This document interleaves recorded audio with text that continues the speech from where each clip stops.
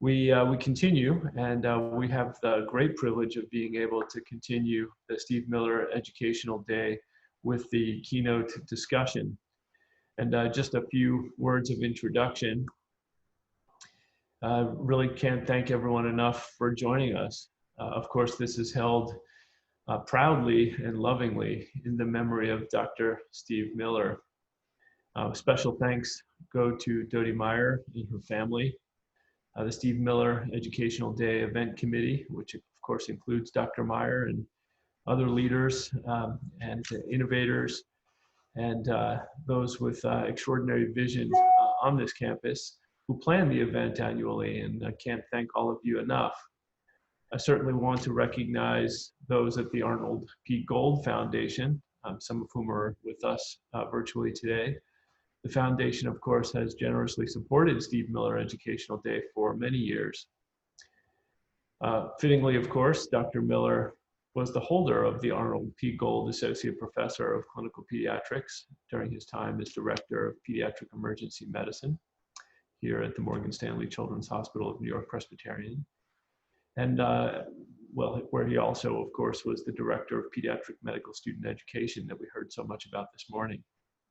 So, of course, thanks to everyone that makes this possible, and that these themes are fundamental to who we are and what we do. This midday workshop on humanism and medicine are more important than ever still. Of course, the morning presentations from the Steve Miller Fellowship awardees were just so inspiring and remind me why we do what we do.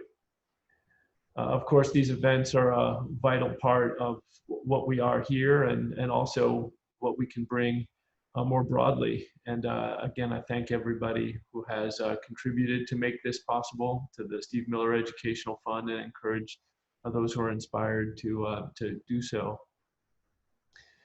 As everything has moved virtual over the past 6 months, we really need to be more committed than ever to our educational mission and bringing forward the innovation in education that so many of you have defined. Therefore, today's event is probably more important than it ever has been. I'd say the only regret I have is that I never got to work directly with Dr. Steve Miller.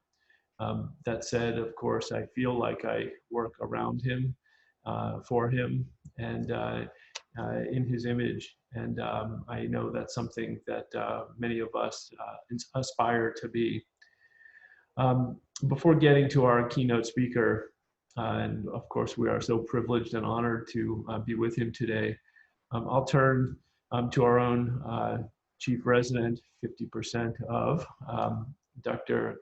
Qais Karim for the introduction. Of course, Qais is a profound partner to me and to the department and to our mission. Is an extraordinary chief resident and servant leader, and so grateful to him. A word quickly about Qais before turning over to him. Qais was born in Kabul, Afghanistan, and his family sought political asylum when civil war erupted while they were on vacation in the United States. After being granted refugee status, he and his family settled in the suburbs of Washington, D.C. He became the first in his family to attend college in 2005. He matriculated at Cornell to study psychology and Spanish and earned his MD from New York Medical College in 2017 and completed his pediatric residency here in 2020, June. He is an active member of our Pediatric Diversity and Inclusion Council and is just, again, a profound, meaningful servant leader as a chief resident. He is going to be going into neonatology, and but has an intense commitment to serving marginalized populations, including immigrants, refugees, people of color, and persons at the intersection of identities. And we know that he's going to transform our field of pediatrics through his work. And so with that, I'll turn over to Qais for the introduction of our distinguished guest, as well as the notes on the format for today. So thank you. Thank you so much for that incredibly kind and thoughtful introduction, Dr. Orange. I am so honored to be here with you all today to commemorate the life of Dr. Steve Miller, in addition to his dedication and commitment to humanism in medicine. It is truly my distinct privilege this afternoon to be here with our keynote speaker, Khaled Hosseini. Khaled was also born in Kabul in 1965. His father was a diplomat in the Afghan Foreign Ministry, and his mother taught Farsi and history at a high school in Kabul. In 1976, the Foreign Ministry relocated his family to Paris. They were ready to return in Kabul in 1980, but by then their homeland had witnessed a bloody communist coup and the invasion of the Soviet army. The Hosseinis were granted political asylum in the United States in September of 1980 and moved to San Jose, California. Khaled Hosseini graduated from high school in 1984 and enrolled at Santa Clara University, where he earned a bachelor's degree in biology in 1988. The following year, he entered the University of California, San Diego School of Medicine, where he earned a medical degree in 1993. He was a practicing internist between 1996 and 2004. In March of 2001, Khaled began writing his first novel, The Kite Runner, which was published by Riverhead Books in 2003. The Kite Runner and his subsequent novels, including A Thousand Splendid Suns and The Mountains Echoed, have been widely published in over 70 countries and have sold more than 40 million copies worldwide. In 2006, Khaled was appointed a Goodwill ambassador for the UNHCR, which is the UN Refugee Agency, and he later established the Khaled Hosseini Foundation, a 501c3 not-profit, which provides humanitarian assistance to the people of Afghanistan. He currently lives in Northern California with his wife and 2 children. Khaled in the past has been quoted as saying, "One of the real gifts of literature is to allow you to climb over the wall of yourself and inhabit someone else's story for a while." Those who have read Khaled Hosseini's work understand that his stories allow us to connect with people in places that we may not have known anything about. His stories and the connections they create change our view. They build our empathy and our humanism, and it is why I am so grateful that he is joining us today. Salam Khaled John, thank you so much for joining us this afternoon. How are you doing? Oh, Khaled John, I think you're muted. I'm so sorry. There we go. How's that? That's great. I actually think we had tried the phone, but I think we can just hang the phone up and try through the computer if that works. I apologize for that. Let's do that. That's perfect. Thank you for your introduction. Of course. I'm very well, thank you. It's great to be talking to everybody. And it's great to be interviewed by a fellow Afghan. Yes, we are few and far between, I must say. So we are very privileged to have you here with us today. I was sharing with you, Khaled, before we started the official webinar that earlier this morning, we actually had an opportunity to read your most recent book, Sea Prayer, your illustrated book that was published in 2018. And in our conversations prior to today's chat, I had mentioned to you that there's one passage that really struck me and has left quite an impression on me from the first time that I read Sea Prayer. And I was wondering if you wouldn't mind sharing that passage with our audience. No, I'm happy to.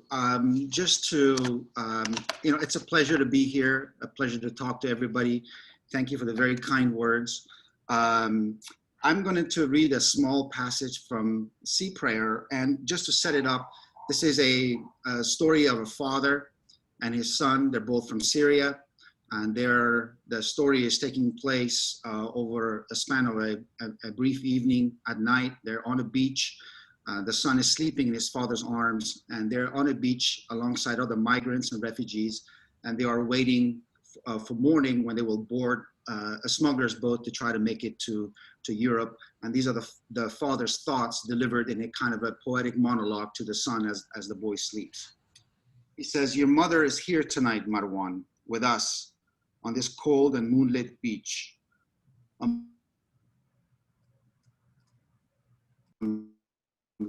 We don't speak. Afghans and Somalis and Iraqis and Eritreans and Syrians. All of us impatient for sunrise, all of us in dread of it, all of us in search of home. I've heard it said we are the uninvited, we are the unwelcome. We should take our misfortune elsewhere. But I hear your mother's voice over the tide, and she whispers in my ear, Oh, but if they saw, my darling, even half of what you have, if only they saw, they would say kinder things, surely. So that's a little brief passage from a very brief little illustrated book called Sea Prayer I'm very immensely proud of. Thank you so much for sharing that. That passage still haunts me the way it did the very first time that I read it. Khaled, I'd love to hear, who is Marwan and in what ways is he similar to Alan Kurdi? Well, you know, in 2015, when that famous photograph of the little 2-year-old Syrian boy named Alan Kurdi went viral, when everybody saw a little boy in a red shirt and a pair of shorts lying face down on a beach in Turkey, it became an indelible and I think a shocking addition to the already very grisly lexicon of the Syrian war. And I think it humanized for so many people the absolute horrors of that war and the desperate situations that it had cornered so many people into. And for me, when I saw that photograph, like I think every other person, I was utterly bludgeoned. But doubly so in my own particular case, because I'm a father, I have 2 children. And the way the photograph was shot was Alan was lying face down. You could not quite really see his features. So it was very easy to transpose and imagine it really could be anybody's child. Mm-hmm. And so my point of entry into this book was as a father, and I kept thinking of Alan Kurdi's dad, who not only lost Alan that day, but also another son and his wife. So it was an unbelievably tragic day for him. And I tried to imagine what it must be like for this man to repeatedly see photos of his deceased son being lifted from the sand by a stranger, a Turkish soldier, over and over and over again. And so that was my entry point into the story. And I wrote Sea Prayer, which I sort of described earlier, not only to honor Alan Kurdi and his father and his family, what happened to their particular family, but also the thousands and thousands of refugees and migrant workers and people from impoverished nations who made this desperate choice to leave their homes and leave their villages and leave their livelihood and leave all the foundational structure of human life, their communities, their work, and pay their life savings to unscrupulous, sometimes openly murderous smugglers aboard a boat, which is often overcrowded, unsafe, unseaworthy, and try to make a desperate crossing across the sea along a passage and a journey that they know thousands of people died on before they tried it. So this is my homage not only to those refugees and migrants, but also I hope that people who read this book will feel a connection and will write their leaders and write their friends or write their congregations and write to people in their communities that this is not okay, that people who are fleeing war and persecution and are looking for nothing more than just a measure of safety and secure a better future for themselves and their family deserve better than this. I really appreciate you sharing that, and I think highlighting the desperation that so many families are facing to traverse a sea, knowing that so many people die on that venture is, really elucidating. I want to comment just a little bit about the sort of rising trends of nationalism that we're hearing not only in the United States, but also across the world. I'm wondering if your venture into writing, not just the Sea Prayer, but also your other novels, if intentionally cultivating empathy for refugee communities and displaced communities was one of the intentions you had in your work. Look, I think, we can talk about nationalism in a minute, but let me just talk about the idea of writing and empathy, because I think it's an important point. For me, I have never sat to write any of my books with the idea that I'm going to generate empathy, because I think if you do that, if you sit with that mission in hand, you're going to immediately steer your narrative towards a predetermined destination, and you're sort of the spell that the story ought to have over the reader is broken by the contrivance and the agenda that's revealed behind the narrative. So for me, what I've always started with, what I've always looked for when writing my books is a character with an interesting conflict, a character with an intriguing contradiction. A set of situation that really connects with me on a human level.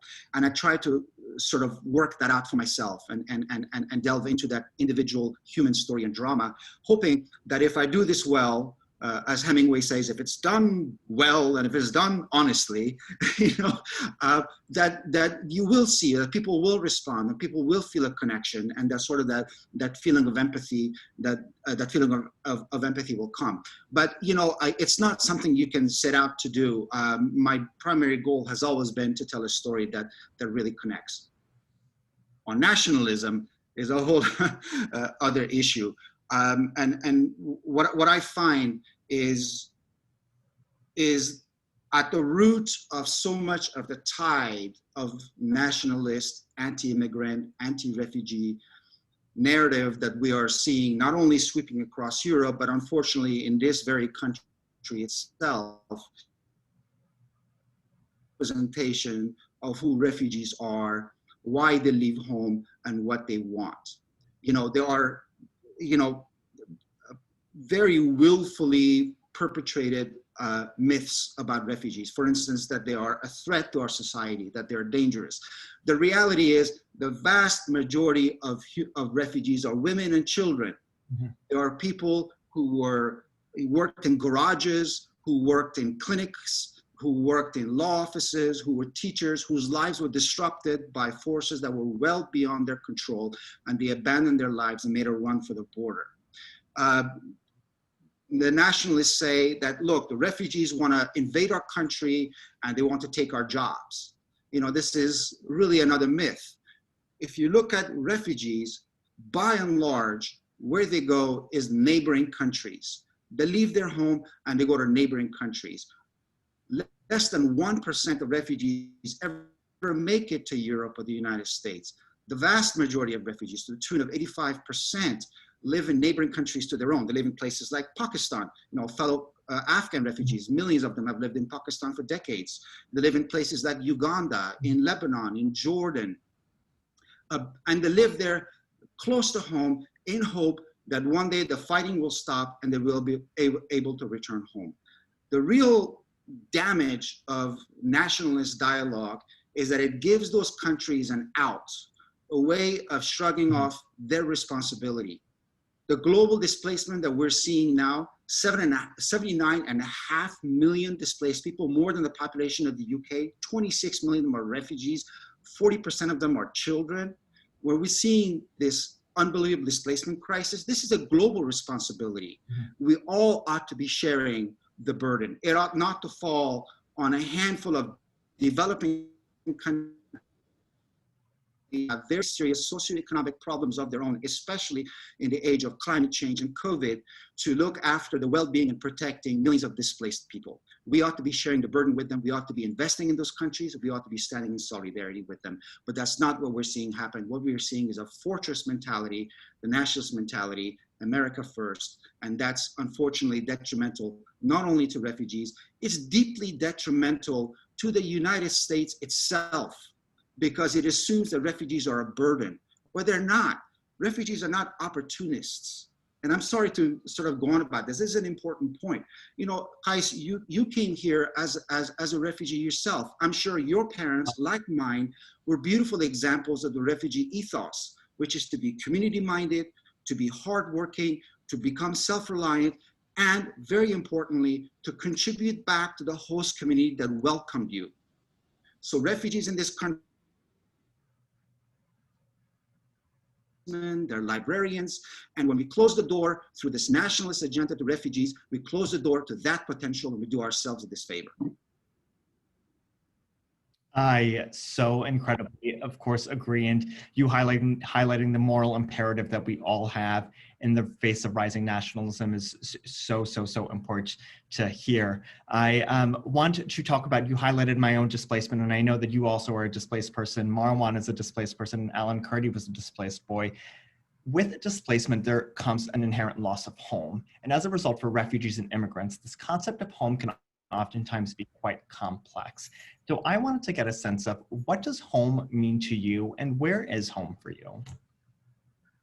That's a great question, and it's something that I think about all the time. But, I have to be forthright. Look, I have lived in the United States since September 16th, 1980. This has been over 40 years. It's been a long time. I became a man here. I'm married here. I became a father here. I developed my career and all my roots here. I have lots of family and friends in the United States. So for all practical purposes, the United States is my home, and I think of it as a home, and I feel the responsibilities of an American citizen, especially with the election approaching. But I will also say that I spent the first 11 years of my life in Afghanistan, and that's an indelible part of who I am. And I'm very dramatically reminded of it when every time I go to Afghanistan, and the plane is approaching Kabul and is about to sort of make its descent. And I look down on the city and I say to myself, wow, this is where I was born all those decades ago. This is where I learned to talk. This is where I took my first step. This is where I made my first friend. You know, this is the first time I had edible food. You know, I chewed for the first time in this place. So there's a part of me that will forever be deeply, deeply, indelibly connected to Afghanistan. And part of me will always think of Afghanistan as also as a home for me. So I live this sort of this hyphenated existence when it comes to the idea of home. And I think for a lot of refugees, especially if, like myself, they've been resettled for a long time, they have this sort of very dual feeling as well. Great. I certainly hear where you're coming from. I think when oftentimes people ask me where I am from, I say DC, but do I also say Kabul? So I certainly hear what you're saying. Khaled, you just talked about returning to Afghanistan, but taking a step back, what did resettlement look like for you and your family once you came to the United States? It was a period of difficult adjustment. It had its comical moments, but I think, look, I think I was 15 when we came to the United States. I was the oldest of 5 kids. So for me personally, as a 15-year-old, you know what being 15 is like. You're trying to make friends, you're trying to fit in, you're trying to find out who you are, and that's difficult enough already. It's so much more difficult when you don't understand the ambient culture, when you don't know anything, anybody or anything, and you don't speak the language. So for me, that was very much a 15-year-old's perspective of resettlement. Was, you know, how do I become cool? How do I make friends? How do I sort of become visible on high school campus? Because I felt completely invisible. All my friends were, you know, like Cambodian refugees who didn't speak a word of English themselves, but I felt I had more in common with them than the guys walking around in Letterman jackets. Right. You know? But it was much more dramatic for my parents' resettlement was because, you know, they had established careers and identities in Afghanistan. You know, they had friends, they had homes, they had land, they had gone to college there, they had, you know, dreams, and they had built this entire life for themselves. And virtually overnight, that was all taken from them. And they came to the United States with 5 kids, my grandmother, my aunt, there was 9 of us, and we arrived here with nothing but suitcases of clothes. And so for them, it was a dramatic adjustment. One of the things that I'll always remember from 1980 was when, for a brief time when we first came to the United States, we had to go on welfare. And so we would get food stamps. And I remember going with my mother to the grocery store to pay for food. And I remember how often on the streets of Kabul we would walk and my mom and my dad would hand out money. They were, you know, on the giving end of that sort of thing. And then here we are at the grocery store, and I would just look at my mom, and I remember how mortified she was and how worried she was that somebody from her former life, you know, a fellow Afghan that she knew from Kabul, would see her at that moment with those food stamps and witness this fall from grace. There's a real sort of readjusting, a reconfiguring of one's self-image when you have to resettle in a different country. But I think we also had a really good perspective that as Afghans went, we were incredibly lucky. My fellow Afghans were in refugee camps in Pakistan and Iran. They were dying by the thousands in a war. So you know, my parents were very, very much capable of passing on to us that healthy sense of perspective. But I think for them, it must have been, and it was, you know, a difficult period of adjustment. I certainly appreciate that insight. And I think thinking a little bit about why your family resettled is also so important in the historical context of that resettlement, which you allude to or write quite heavily about in the Kite Runner with the journey of Amir. And in both of your first 2 novels, The Kite Runner and A Thousand Splendid Suns, the political turmoil and the war in Afghanistan really serves as I would almost argue, a foreground to the events that drive Amir's trajectory. And his story is not too dissimilar from your own. In fact, in 1981, he and his Baba fled from Afghanistan after the Soviet invasion as well. And so I would love to get a sense from you as to whether you intentionally channeled your own experiences into the character of Amir, who I might add as a penchant for writing. Well, look, every piece of writing is autobiographical. It's a cliche to say so, but it's very true.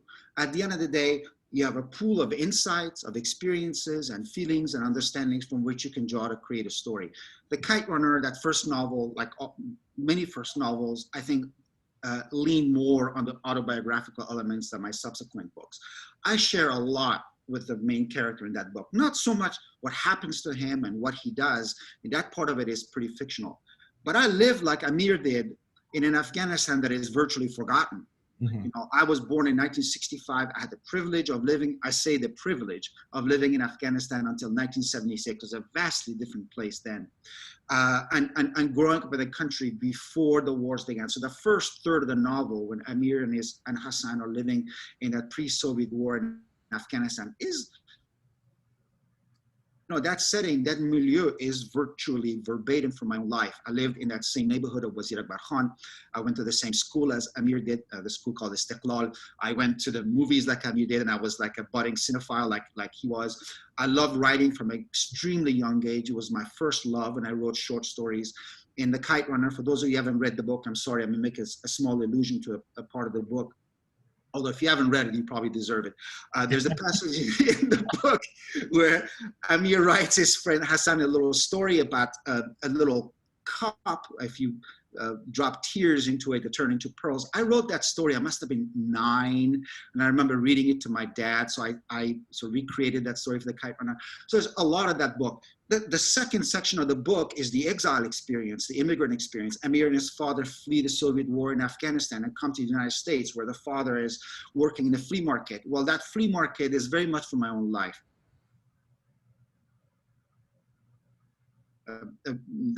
It's still there, but it's on its way out. But in the 1980s, my dad and I used to we had this old van, and we'd go to garage sales on Saturdays and buy old tennis rackets and old sewing machines and old shoes. And the next day we would go to the San Jose flea market and sell it for, you know, like a $5 profit. But it was that we saw all these fellow Afghans at the flea market, all the people that my father knew from his former life at the foreign ministry, where he was a diplomat, where he knew from university. He was the minister of education sitting over there, you know, selling, you know, an old, you know, old records and an old, you know, cassette player back in the 80s. So there's that middle section of the novel in Fremont is very much also, you know, reflects my own life. The third section of the novel, when Amir goes back to Afghanistan and the Taliban, that's very much, you know, that's not my life, and that's something that I had to recreate. Right. I think I just want to reflect on one of the things you just said, in which you stated you had the true privilege of living in Afghanistan in the 60s and 70s. And I think that one of the views that the world, or the only view that the world and Westerners oftentimes have, is of Afghanistan as a war-torn country, and that being it. What was it like growing up in Afghanistan in the 60s and 70s?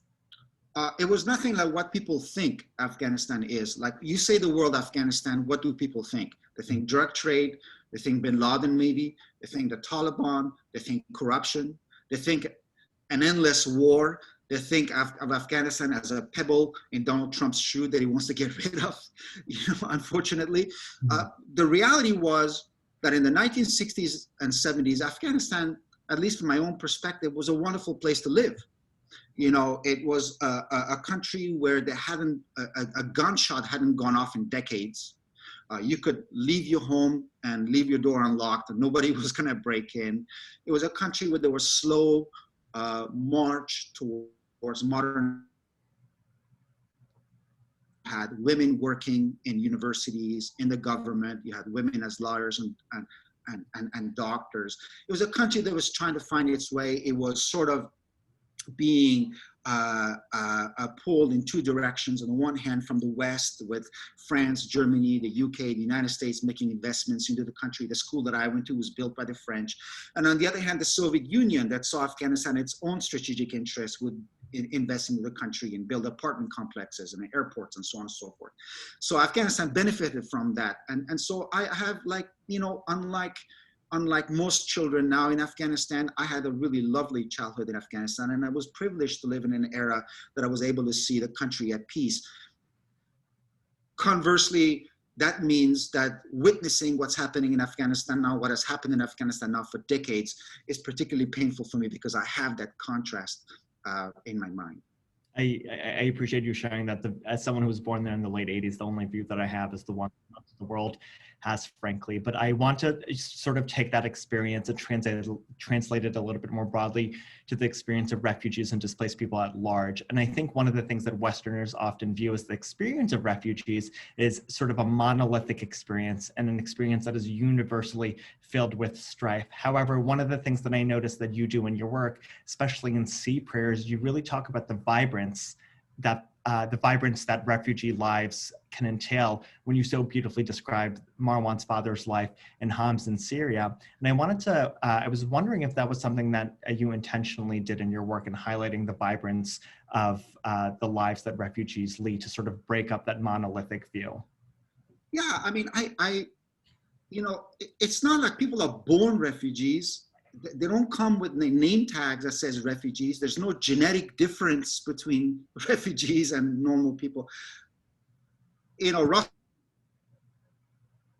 said something really funny the other day. He said, look, a refugee is somebody who used to live in a different place. You know, at the bottom line, that's kind of what it is. You know, I have gone to a bunch of different countries and met refugees from, you know, from South Sudan, from Afghanistan, from Iraq, from Syria, and so on. We have really an unprecedented displacement crisis in the world now, with 7.5 million people have been displaced from all over the world. And everybody has their own story. Everybody has their own, no two refugee stories are alike. Everybody's individual story is incredibly unique, and every family's challenges are individual. That said, in the course of my travels and my dialogues with refugees, I've noticed that there are some overarching themes, some like 3 things that I've picked up from refugees. Number one is that by and large, they didn't want to leave home in the first place. And they did everything they could to stay home as long as possible. They tried to make a go of it for as long as possible.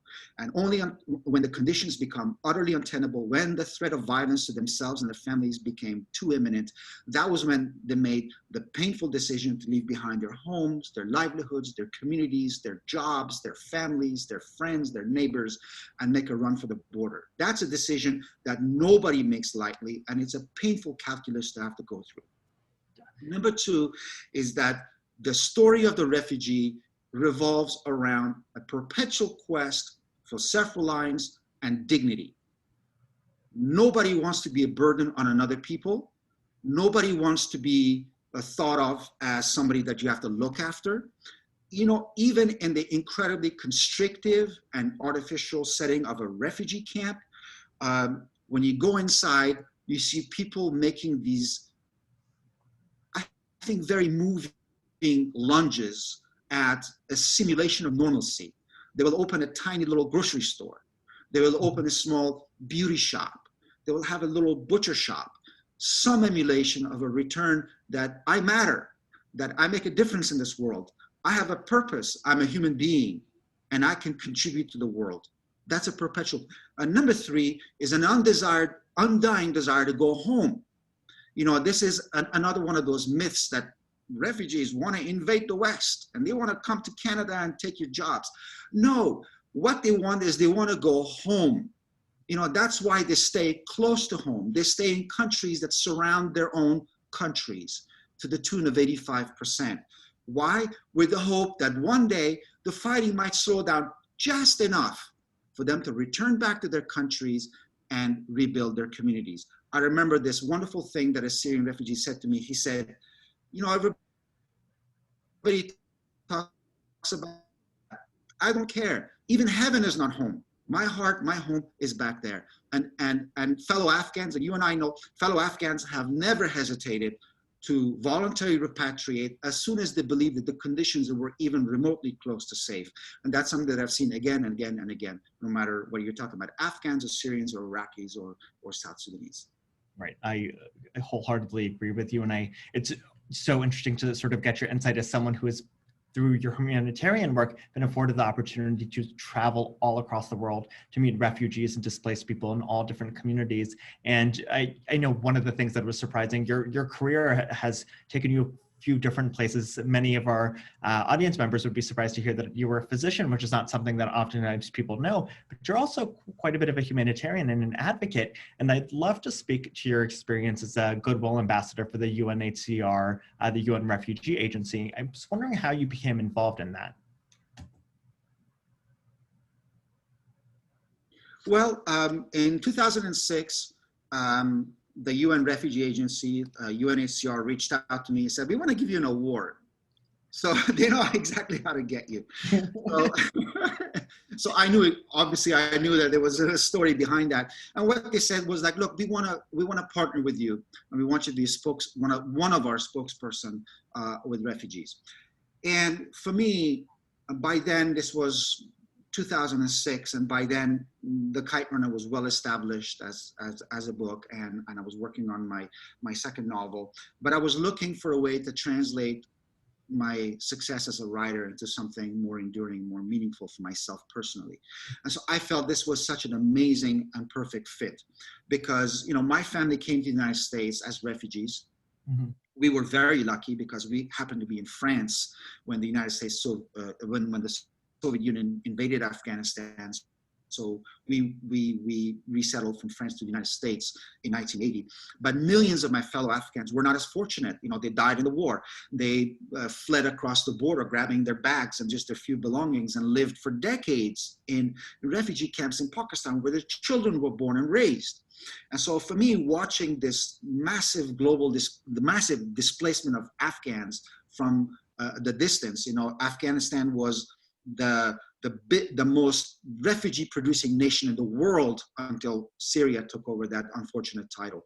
But to watch this unfold from abroad was very painful. And when UNHCR, UN Refugee Agency, gave me a chance to be a voice, to make even a tiny difference in that story, and to advocate for people whose only crime was to have their lives disrupted by events utterly beyond their control, it seemed like a perfect fit to me. And it's been a privilege and an honor to work with them for the last, I guess it's been 14 years, and to travel to different corners of the world and meet with refugees and learn from them. And Khaled, your advocacy work and your humanitarian work is not just isolated to your work with the UNHCR, but you also started the Khaled Hosseini Foundation in 2008. And I was wondering if you wouldn't mind sharing with our audience the mission of the Khaled Hosseini Foundation, how it came to be, and why it's so important to you. Well, I mean, I began the foundation largely to help people like Hassan, mm-hmm. and Mariam and Layla and the characters from my novels. I was writing about those people, and now I had an opportunity to actually make a difference in their lives.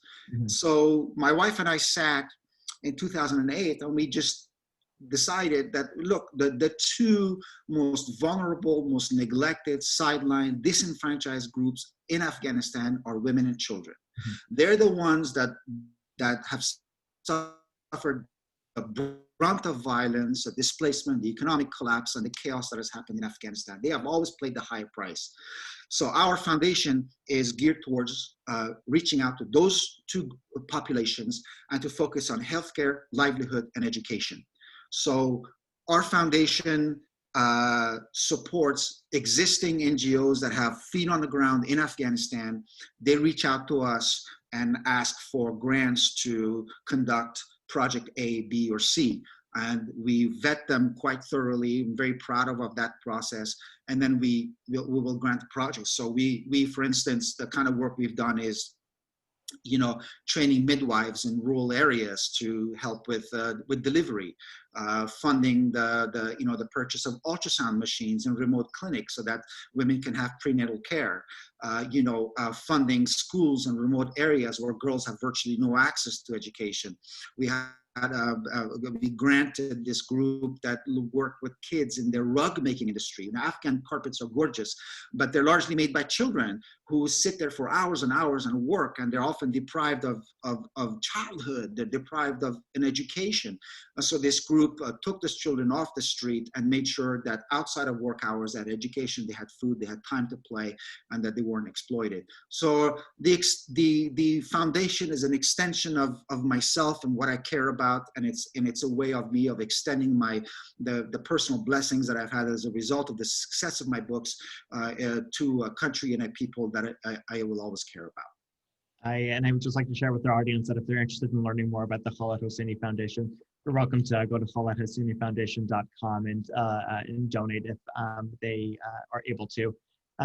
Khaled, author, advocate, humanitarian, but also physician. And prior to our conversation today, one of the things that I have seen you say in the past is that you had likened your pursuit of medicine to a quote unquote arranged marriage.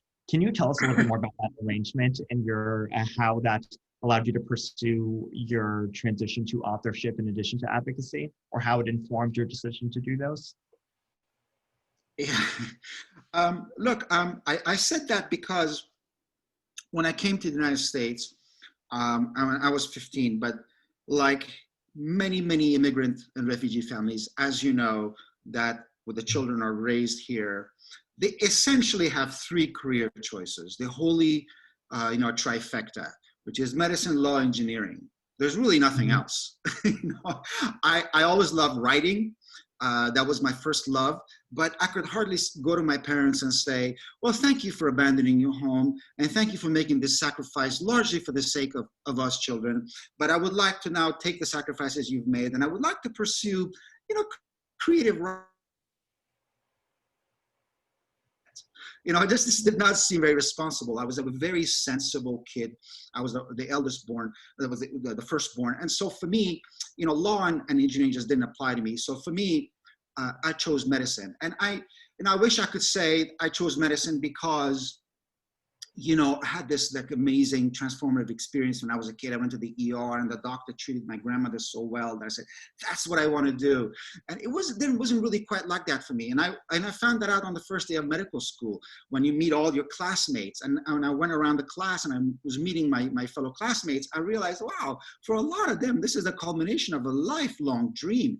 These kids have been thinking about becoming a doctor since for a long time. But what I also noticed quite interestingly is when I met fellow Iranians and people from, I had a friend from Palestine there, that for them, their thought process, their decision making was a lot more.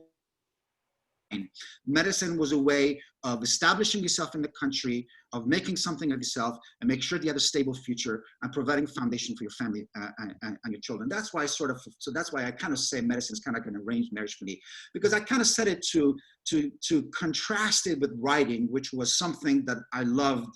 It was like my first love. It was like the high school sweetheart. I grew up with a love of writing since the time that I was a kid, and that has stayed with me forever. So that was sort of the contrast between, a first love and an arranged marriage. But medicine and I had a really good relationship. I was a doctor for 9 years. I loved that I woke up every morning and I never had to question, why am I going to work? What is this job I'm doing? What's this all about? So many people have jobs that, they try to rationalize. My job made sense. I'm healing people. I'm helping people feel better. So I never had to question. And I developed over time a really good relationship with medicine. But ultimately, when the chance came for me to pursue my first love, the high school sweetheart, I just couldn't resist it. And so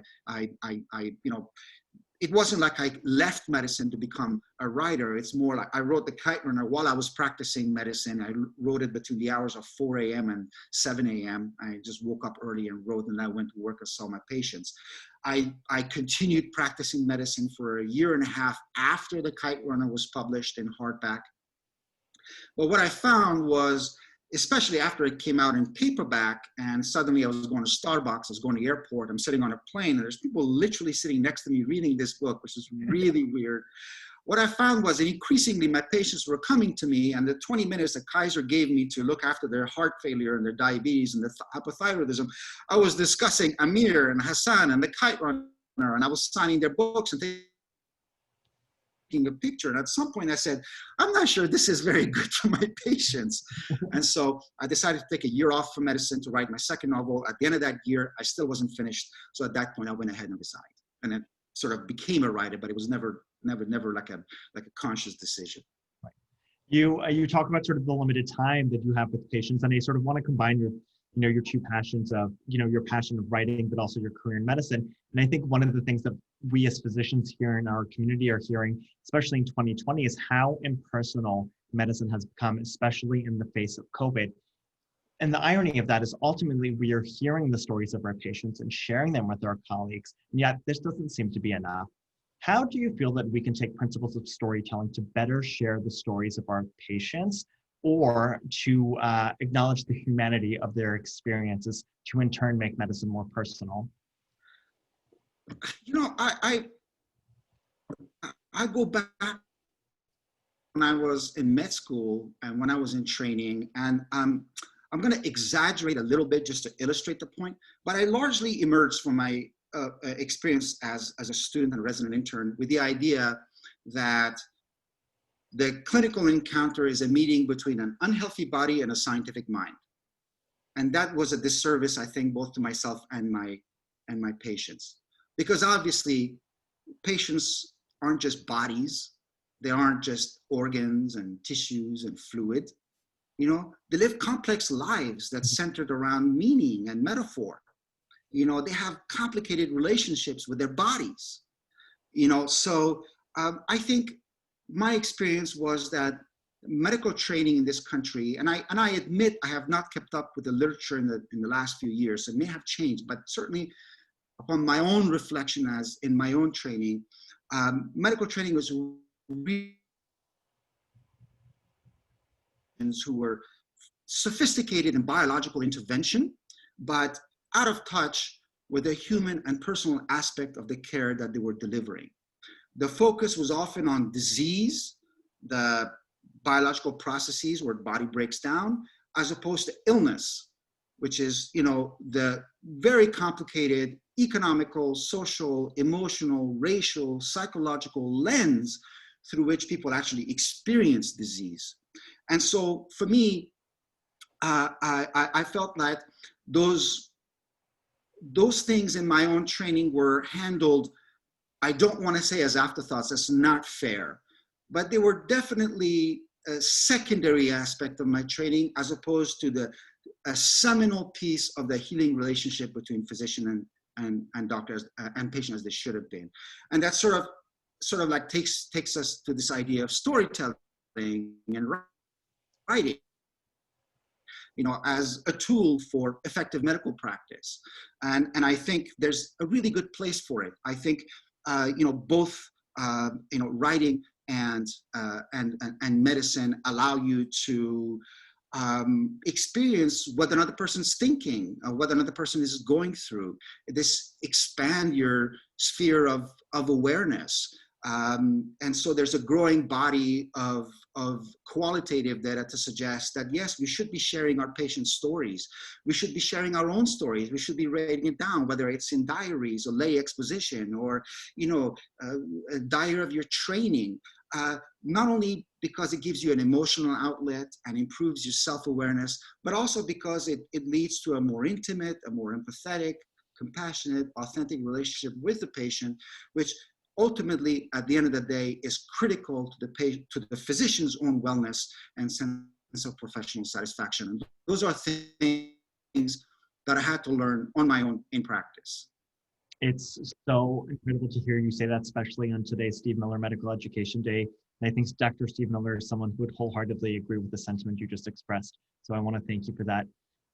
Khaled, John, I have one last question before we transition to our Q&A with our audience. And just a reminder for our audience, if you do have any questions for Khaled, please submit them through the Q&A features on your Zoom webinar. In your novel, A Thousand Splendid Suns, there, I would argue, quite a bit of devastation in the lives of Mariam and Layla. However, after the removal of the Taliban by American forces and a post 9/11 world, the novel, I would argue, ends on a much more optimistic note for Layla and her partner Tariq once they returned back to Kabul. Your characters had hope then. Did you have hope for Afghanistan then? And do you have hope for Afghanistan now? I think you can't abandon hope. I always have hope for Afghanistan, partly because of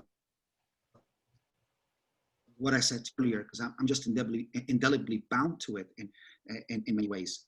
But look, we have, if there's a people on the planet who deserve a measure of peace and quiet, it's the Afghan people. Mm-hmm.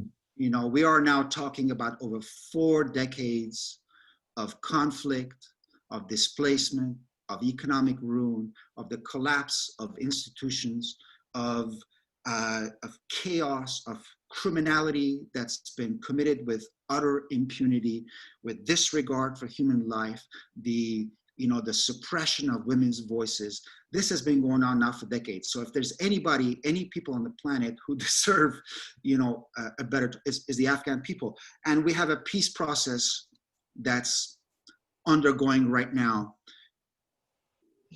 And by and large, the Afghan people want peace. They're tired of the fighting. And 9 children per day are dying from violence. 2018, 500 kids died from airstrikes alone, and 2,000 were injured. This has to stop. But at the same time, peace at what price? Afghanistan has turned a corner since 9/11. It's not the same country anymore. It's a very young country. It's becoming increasingly urbanized. A lot of people in Afghanistan look like you, Qais John.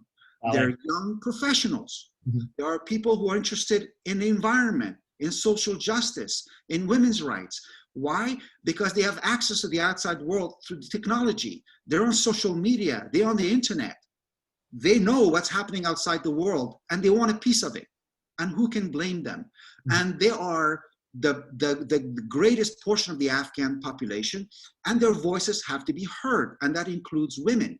So yes, I'm hopeful that there will be peace in Afghanistan, but if women are not present at the table, if representative of young Afghans are not present at the table, if they are once again, secluded from public life, if women are barred from participating to the full capacity in the economic sector, in the public sector, to work in the government, to have a voice in the shaping of their country in the future, then I don't have hope in that sense. This peace process has to be inclusive, it has to be representative, and it has to represent all sections and all corners of Afghan society. So yes, I have hope, but I'm also very sober that this could go wrong. Just because of the realities on the ground, and because, let's face it, because we have a government here in the United States that barely thinks of Afghanistan as anything more, frankly, than what I alluded to earlier, as a pebble in the shoe. Yes. Khaled John, I wish that you could see my co-chief Amanda, who is not too far from me, snapping her fingers at the comment you made about women in Afghanistan. So thank you so much for that insight. It's been such a privilege speaking with you. And we have a few questions that have come in through the Q&A, and I wanted to start out with a question from our book club. As I mentioned to you, our resident book club read 1,000 Splendid Suns prior to today's event. One of our book club members, Dr. Zaina Abid, states, "You've previously talked about the influence of Persian poetry in your life and work. The epigraph to And the Mountains Echoed is a quote from Persian poet Rumi. It goes, out beyond ideas of wrongdoing and right-doing, there is a field. I'll meet you there." What does this quote mean to you? And do you feel that it has any application to practicing medicine? Well, I think the quote is about, look, Rumi is a galaxy, first of all. To say what Rumi means with that quote is to open a very open-ended and long dialogue. So you have your own, certainly have had it all my life. But I think what he says from there is that at the end of the day, you shed your nationality, you shed your religion, you shed your beliefs, you shed all the things you've clung to. And at the end of the day, you're a human being. There are universal things that tie us as human beings beyond the ideas of what we consider good or bad and right and wrong and fair or unfair. At the end of the day, we are human beings that are connected with each other and tied to each other by far more than what actually keeps us asunder and separates us. And so he says, let's meet in that place where we have commonality. when we have universality. I will meet you in that place where you and I are equals. And I think it's just such a moving and powerful and eloquent way of approaching world problems now, you know, with America First, with nationalism, with all these debunks that are rearing their heads all over again, you know. And to me, that's what that's saying. And so I love that quote. I put it in And the Mountains Echoed because I think it's a book that's more ambiguous morally than the previous ones. There aren't clear lines between what's right and wrong. So I thought that quote was very fitting for that book. But that's what that epigraph means to me. Thank you so much, Khaled John. We have time for just a few more questions. One of our attending physicians, Dr. Rapati, states, considering the stories you tell and narrative forms of writing physicians often engage in, do you experience any conflicts between your storytelling and the fear of exploiting other people's stories? I think you if you didn't, then you ought to re-examine your approach. I'm very, very, very careful with that. And the reason for that is, I love something that Salman Rushdie said. He said, you know, when you write from exile, you're always looking back on your homeland and your experience through a cracked mirror.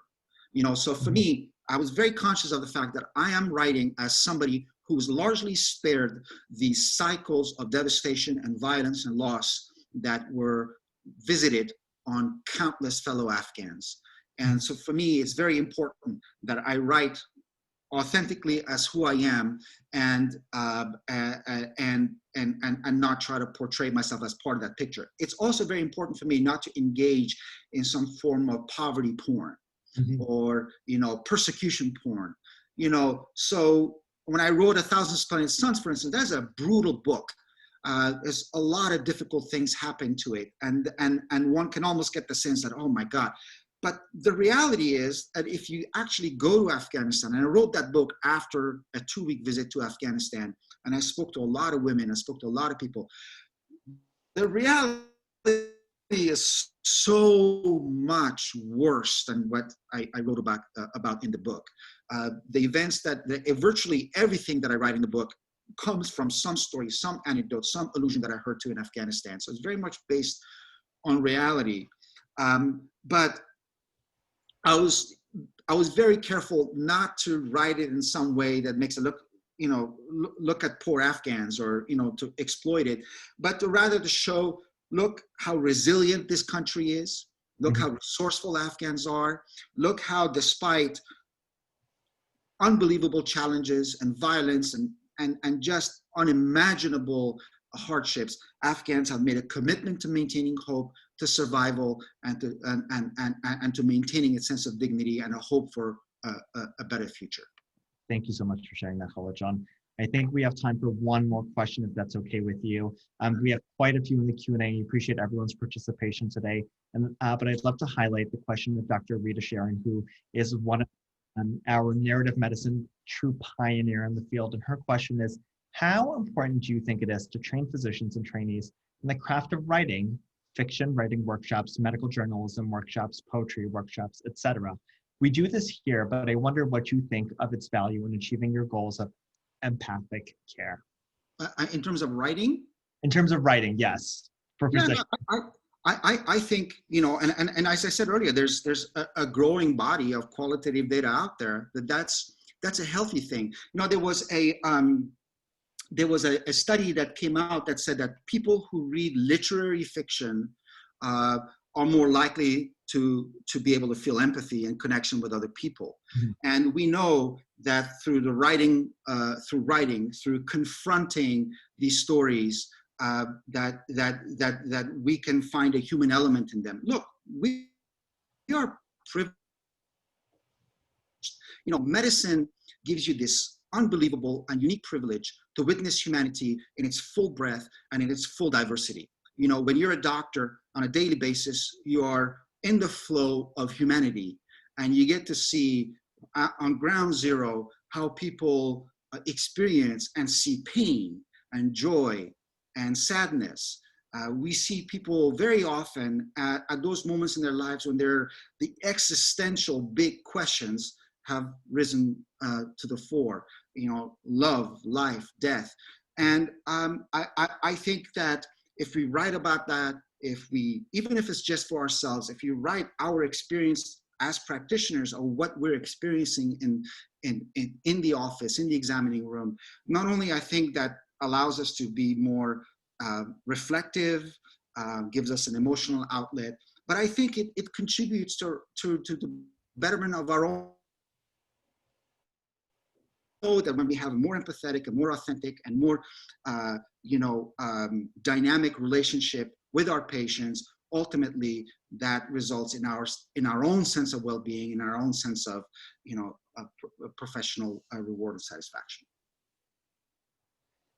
Khaled, thank you so much for your participation today. It has been truly such an honor and an unimaginable privilege to be able to have this conversation with you. Truly, you have made such incredibly important comments about how we can humanize the experience of refugees all across the country and all across the world and put faces to the faceless stories that we oftentimes see. You have given us insight as to how we can humanize the experience of our patients, both in the clinic and within the walls of the hospital. And I want to express our gratitude for you joining us for Steve Miller Medical Education Day today. I would also like to thank our Steve Miller Education Day Planning Committee and Dr. Steve Miller. I would like to thank him as well, truly, for the indelible mark that he has left behind. And we know that he will continue to influence generations of physicians, encouraging us to always choose humanism as you yourself have. So thank you so much, Khaled, for joining us today. We're so grateful for this opportunity.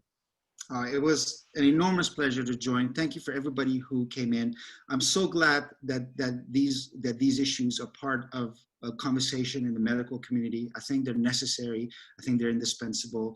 And on a personal note, it was a real joy to do this event with you, fellow Afghan. It makes me very proud when I see young fellow Afghans really just make a difference in this country. And again, you're an example of why I do this work with refugees, because here you are, you fled Afghanistan in 1992 and you came here because of war and persecution. You are now an amazing and productive member of society, and contributing back to the community that welcomed you.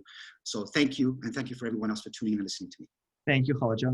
Neither one of us would be able to do it without our parents having uprooted their lives to give us this opportunity. So thank you so much, Khaled. Thank you so much to our audience for joining us today. Thank you, Dr. Orange, for the kind and thoughtful introduction. And we are so grateful for everyone's participation in today's event. We hope you have a wonderful day, Khaled.